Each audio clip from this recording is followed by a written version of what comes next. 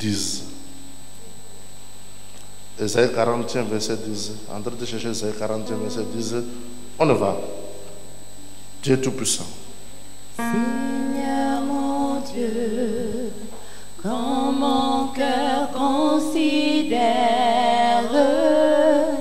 tout l'univers créé par ton pouvoir, le ciel d'azur, les éclairs, le tonnerre, le clair matin et les ombres du soir. Alors mon âme chante pour toi, Seigneur, car tu es grand, que tu es grand. Alors mon âme chante pour toi, Seigneur, car tu es grand, que tu es grand. Amen. On applaudit très fort pour notre chorale. À se lever. Amen. Ésaïe 41, verset 10. Il est écrit le suivant.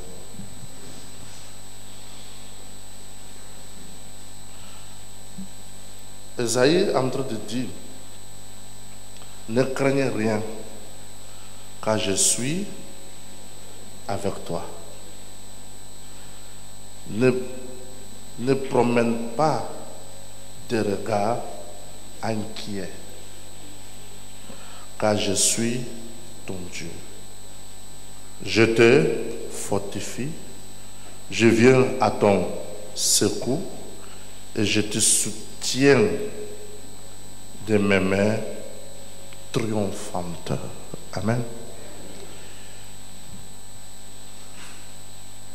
Quand la personne il n'a pas le Saint-Esprit, quand la personne n'est pas baptisée du Saint-Esprit, quand la personne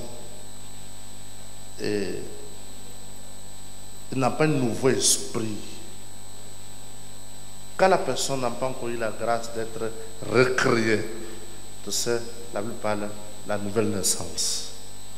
Cette personne qui n'a pas la nouvelle naissance, cette personne qui n'a pas encore eu le miracle de la récréation, cette personne qui n'a pas encore reçu le baptême du Saint-Esprit,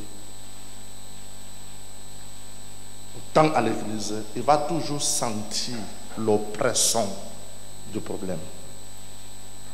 Tout chacun de nous, nous avons des problèmes. Tout chacun de nous.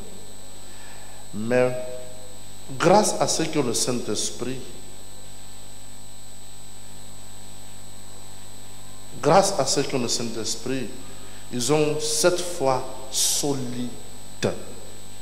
Ils ont cette foi édifiée au point que le problème n'arrive pas à l'opprimer.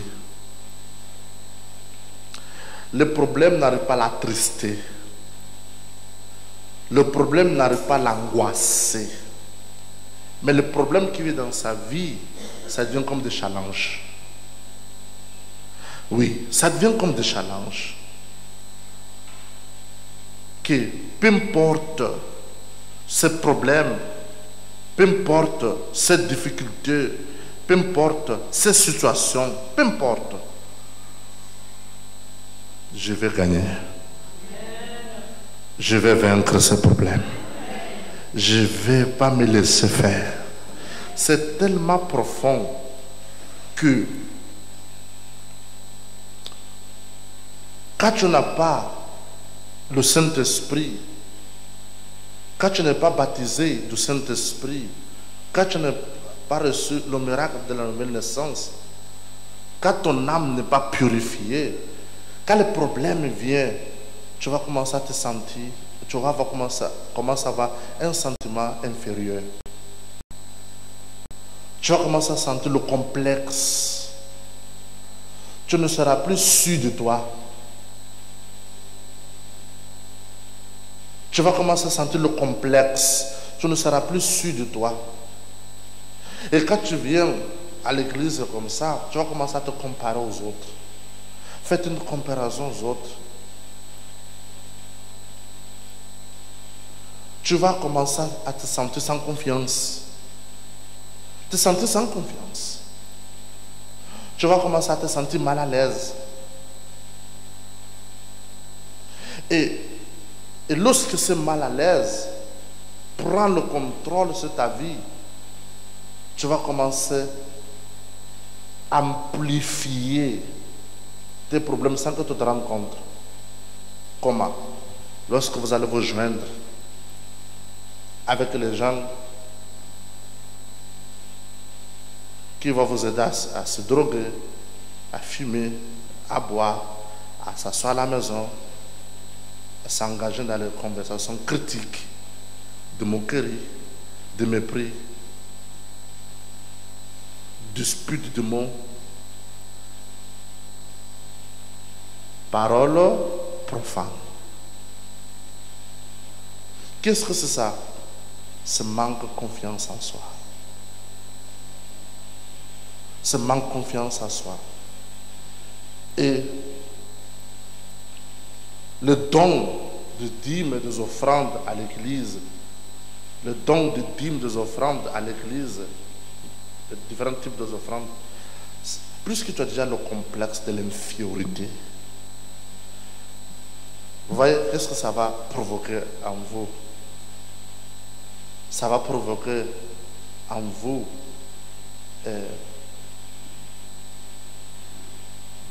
dépression. Ça va provoquer en vous dépression. Parce que lorsque les autres viennent, qui ont le Saint-Esprit, qui ont des problèmes comme toi, ils viennent, dans sa joie, il donne sa petite dîme. Dans sa joie, il donne son offrande. Dans sa joie, il donne ce qu'il a. Il n'a pas de problème. Il participe à la pratique de la parole de Dieu. Sans souci. Mais parce que sa foi est soutenue par la parole de Dieu. Mais cette personne qui n'a pas le Saint-Esprit, qui ne s'affilie pas à la parole de Dieu, qui n'applique pas la parole de Dieu, qui ne se donne pas à pratiquer la parole de Dieu, qu'est-ce qui arrive avec lui? Il reste dans l'état d'insécurité. Et vous allez trouver que ça devient difficile, puisqu'il n'a pas confiance en soi. Il va se plaindre qu'il y a du problème A, du problème B, du problème C. Et en réalité, les mêmes problèmes qu'il a, d'autres personnes ont. Mais les autres personnes arrivent à vaincre ça comment? Ou à vivre avec ça comment? Le conforteur. Je prierai le Père et vous donnerai un autre consolateur. Le consolateur, le conforteur. Le conforteur est là comme une aide semblable. Le conforteur est là comme ton mari. Il est comme ton mari, il est comme ta femme. Il est plus que ton mari, il est plus que ta femme, il est plus que ta mère, il est plus que ton père, il est plus que tout le monde dans ce monde. Le consolateur, le conforteur est là.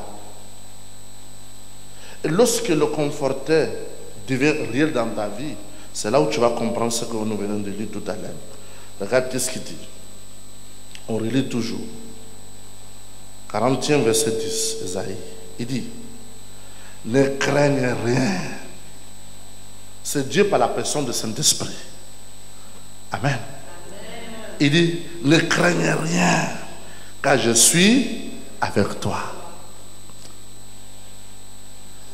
L'autre désespéré, l'autre manque de confiance en soi, l'autre manque de certitude, l'autre manque de l'assurance, l'autre manque cette liberté d'assumer la foi vivante sur la parole de Dieu.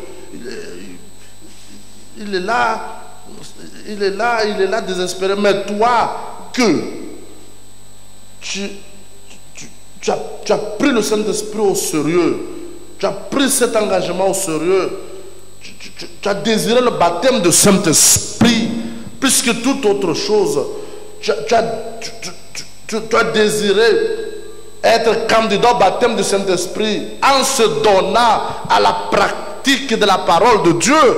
Et alors lorsque tu vas de la sorte, qu'est-ce qui arrive? Dieu, par la personne du Saint-Esprit, il commence à s'approcher vers toi. Lorsque tu commences à le manifester, le caractère de l'humilité. L'humilité. Humiliez-vous devant qui? Humiliez-vous devant la puissance même de qui? De Dieu. Humiliez-vous. Donc, lorsque tu abandonnes l'orgueil, lorsque tu t'en débarrasses de l'orgueil, lorsque tu t'en débarrasses de l'arrogance, lorsque tu te débarrasses de paroles profondes, du spirit du mot, alors, Dieu, par la personne du Saint-Esprit, il commence à s'approcher de toi. C'est ce qu'on a parlé hier. Dieu commence à s'approcher de toi. Donc, au milieu de tous ces problèmes où tu étais tout abattu, où tu étais tout abattu, tout triste, tout angoissé, chaque jour, Jésus dit ça suffit sa peine. Ça veut dire chaque jour a son problème. Mais aussi chaque jour, il y a le pouvoir délégué par le Saint-Esprit pour les enfants de Dieu. Pour vaincre ça. Alors si le pouvoir du Saint-Esprit ne t'accompagne pas, parce que c'est vous qui ne voulez pas être candidat au baptême du Saint-Esprit, c'est vous. Parce qu'on n'est pas candidat au baptême du Saint-Esprit par là, oh je vais être candidat. Non, tu dois soumettre ta foi à la parole de Dieu. Tu dois soumettre ta foi à la parole de Dieu. Vous devez assumer votre foi à la parole de Dieu. Tout ce que vous faites, la parole doit affermir ça. Elle doit affermir ça, que oui, c'est ça. On ne fait pas les choses par le pouvoir de l'imagination. On consulte d'abord. On consulte. S'il n'y a pas l'entendement, s'il y a de l'incompréhension, cela te cherche à s'approcher de nous. Vers que je ne comprends pas ça. Et c'est là on va vous orienter, on va vous amener dans les Écritures. Pas pour te convaincre, non. Mais pour que tu aies l'inspiration de tout contexte complet. Ce n'est pas un verset biblique qui détermine toute une vie, mais c'est tout le contexte. Vous êtes là, vous n'êtes pas là. Et quand on retourne là, il dit, ne craignez rien quand je suis avec toi. Dieu parle par la personne de qui? Du Saint-Esprit. Ne crains rien quand je suis avec toi. Ne promène pas tes regards. Comment? Inquiet. Car je suis ton Dieu. C'est glorieux ça. Non, vous ne me répondez pas. Car je suis ton Dieu. Donc, au milieu de tout problème, de toute difficulté, il y a cette voix qui saute dans ton cœur. J'ai un Dieu. Je sais un Dieu. Je ne suis pas orphelin. Je ne suis pas seul. Je sais un Dieu. Lorsque les gens deviennent les immigrants des églises, en train de chercher les délivrances, en train de chercher des pasteurs qui vont sympathie avec les situations, toi tu es en train d'affermir ta relation avec le Saint-Esprit.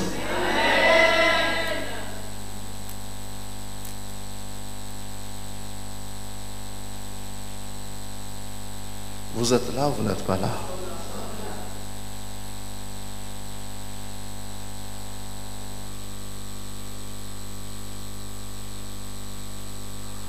Mon coiffeur,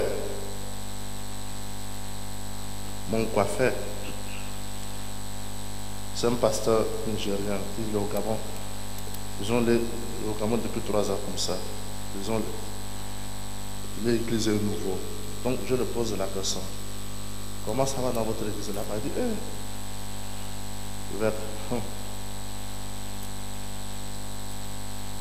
dit, l'église est pleine de gens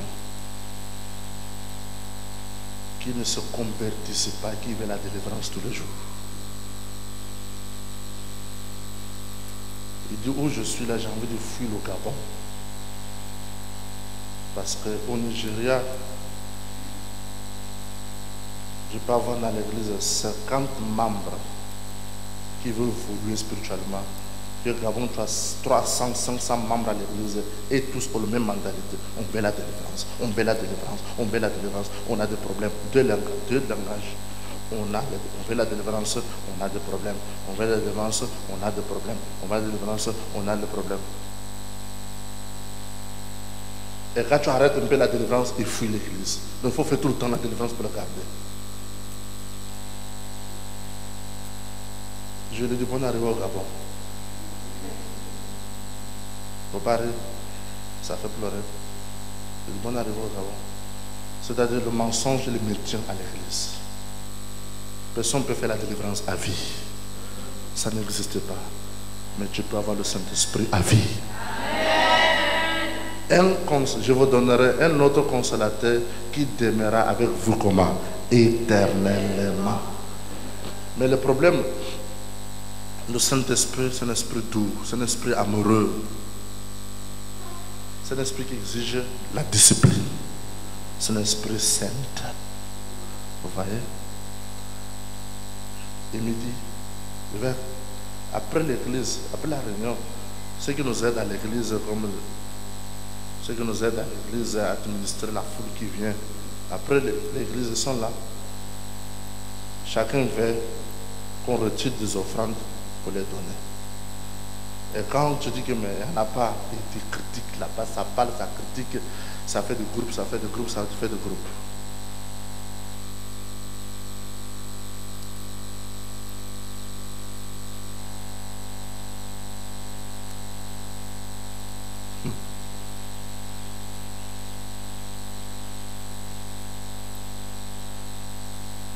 Avec la prophétesse, on est en train de parler de ça. Donc, ces gens, chaque fois qu'ils vont fatiguer de lui, quand un nouveau arrive, un nouveau groupe qui arrive, ils vont aussi aller. Donc, quand avec la prophétesse, on a décidé que non, ça fait 4 ans qu'on fait l'histoire du Zop. Arrêtons ça là. Ça veut l'après de jeudi commence à faire.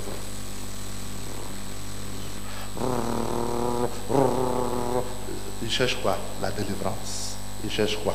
Isop. Ils ne cherchent pas le Saint-Esprit.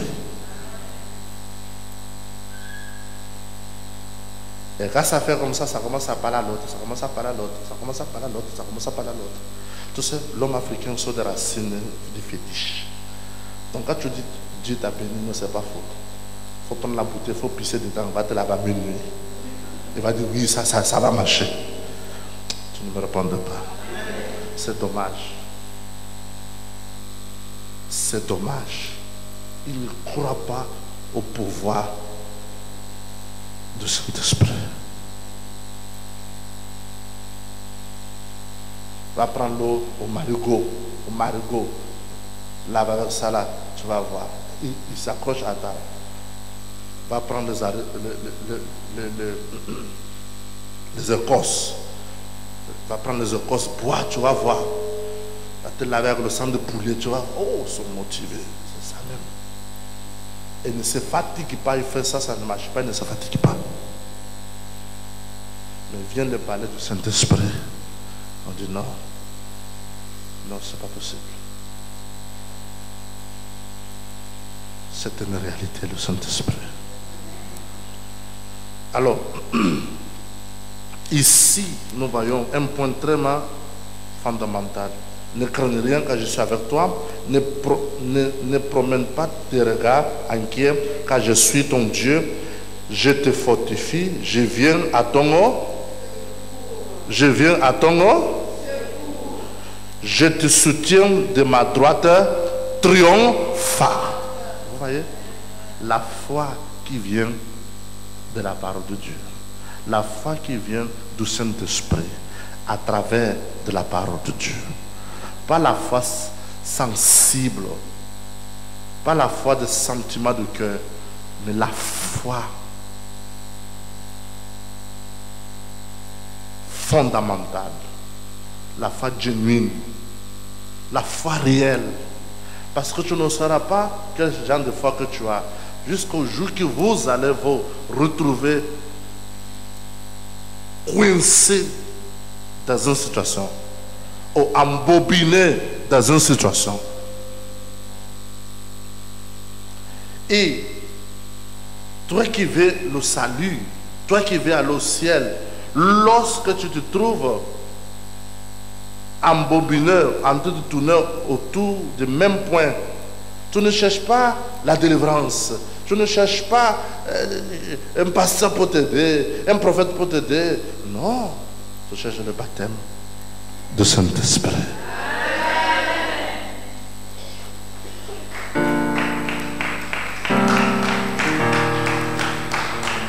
Alléluia. Seulement le baptême du Saint-Esprit, il va tout résoudre.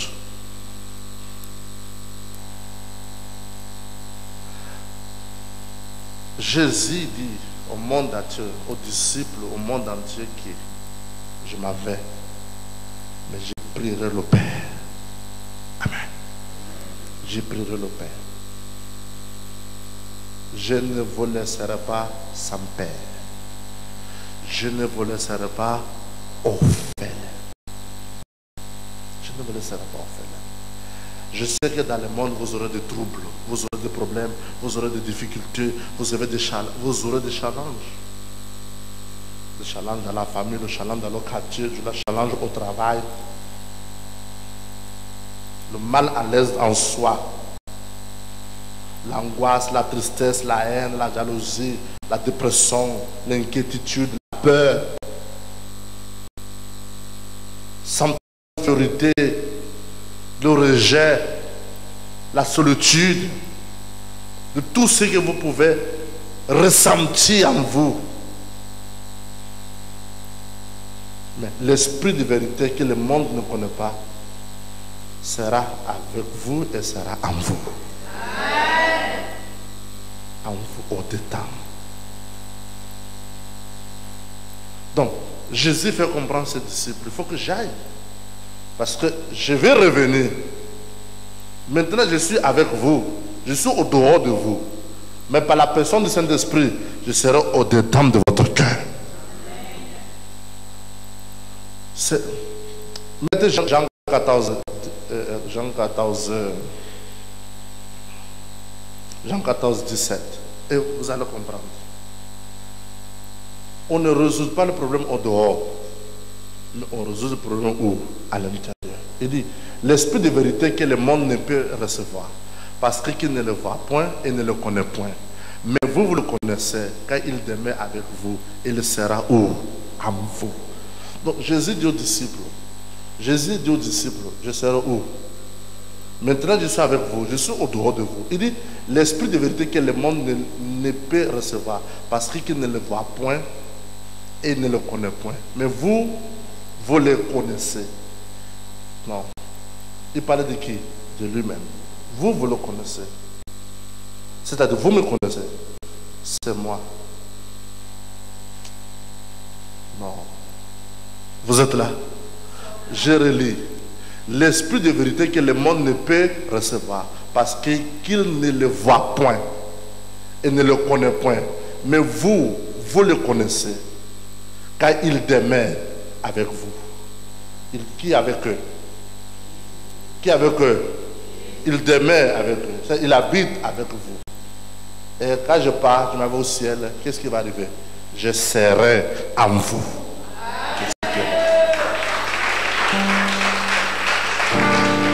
Alléluia.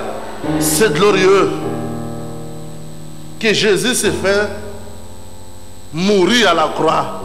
Parce que chercher le moyen de revenir, non seulement pour être au dehors de nous, mais pour être au-dedans de nous.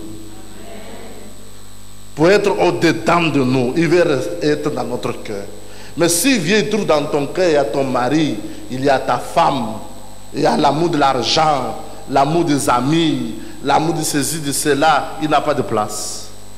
Il doit retrouver dans ton cœur vide, afin qu'il siège seul. Ton mari vient après, ta femme vient après, tout le monde vient après. D'abord, Jésus. Parce qu'il ne va jamais te décevoir. Si ton mari va te décevoir, Jésus ne va jamais te décevoir. Si ta femme va te décevoir, Jésus ne va jamais te décevoir. Si tes amis vont te décevoir, Jésus ne va jamais te décevoir. Si tes parents vont te décevoir, Jésus ne va jamais te décevoir. Si ton patron va te décevoir, Jésus ne va jamais te décevoir. Si la vie va te décevoir, Jésus ne va jamais te décevoir. Mais c'est à vous de désirer à être candidat au baptême du Saint-Esprit. Amen. Désirer être candidat au baptême du Saint-Esprit.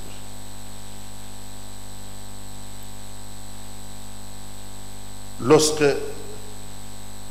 le monde, au jour de Pentecôte, faisait la fête, faisait des sacrifices, faisait des offrandes, au fait des tabernacles, tout le monde content, tous les Juifs sont contents, on a fait ce qu'il faut faire, on est béni. Jésus dit, celui qui veut plus, celui qui a soif, qu'il vienne et boit.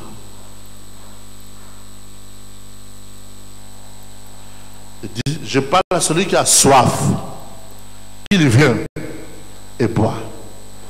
Voilà, tout le monde a fait ce qu'il faut faire pour bénédiction, pour ceci, pour mariage, pour l'enfant, pour la maison, pour un